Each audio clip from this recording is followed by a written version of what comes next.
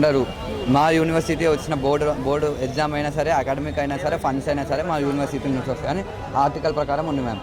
కానీ మాకు ఆ మినిస్టర్ గారు ఏం చెప్పారు, మీకు లాటరీ ఎంట్రీ ఉంటుంది, ఎస్బిటెట్ అలానే ఉంటాయి, మీ స్టడీస్ అలానే ఉంటాయి, మీ ఫ్యాకల్టీ అలానే ఉంటాయి, మా గవర్నమెంట్ ఉన్న వరకు ఉంటుంది అని చెప్పారు.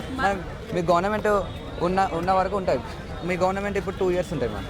ఇప్పుడు 2 years ఉన్నాక ఎక్స్పైరీ కూడా 2 years పెట్టారు మ్యామ్. ఆర్టికల్లో కూడా 2 years అయిపోయినాక మేము ఫస్ట్ ఇయర్ థర్డ్ ఇయర్కి వచ్చేవరకు ఈ సైడ్ క్యాన్సిల్ చేసే పరిస్థితి ఏంటి మ్యామ్.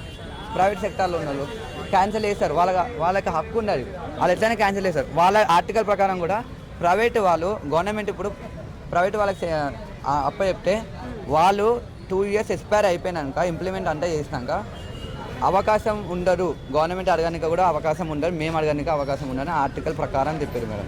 ఆర్టికల్లో కూడా అట్లానే ఉంది మ్యామ్. ఇంకొకటి మా ఎడ్యుకేషన్ మారిపోతే అంటే మా కోర్సులు మారిపోతే, మా ఫ్యాకల్టీ మారిపోతే, మా ఫండ్స్ అన్ని ఫండ్స్ అన్నీ వాళ్ళకే సెండ్ అవుతాయి. మా బోర్డు కూడా ఎగ్జామ్స్ కూడా ఇప్పుడు మిడ్ ఎగ్జామ్స్, సెమిస్టర్స్ ఎగ్జామ్స్ ఇలా ఉండవు మ్యామ్. వాళ్ళు ఎలా కండక్ట్ చేస్తే అలా ఉంటాయంట మ్యామ్. అందుకే మాకు అలా వద్దు, మా ఎడ్యుకేషన్ మాకు కావాలి, మా పాలిటెక్నిక్ మాకు కావాలి, మా డిప్లొమా లైఫ్ మాకు కావాలి. ఇలా కోర్సులే చేంజ్ చేయడం అని చూస్తున్నాం. సో ఇప్పుడు చివరిగా ఏమంటారు, ఈ జీవో 97ని రద్దు చేయాలా? జీవో 97 రద్దు చేయాలి మ్యామ్. వేల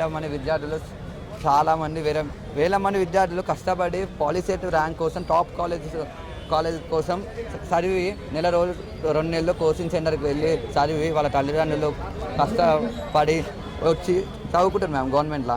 వాళ్ళ కోసం వాళ్ళ మీద కన్కరించి జీవో 97 రద్దు చేయాలని కోరుకుంటున్నాను. మీ లెక్చరర్స్ ఎవరైనా ఉన్నారా ఇక్కడ?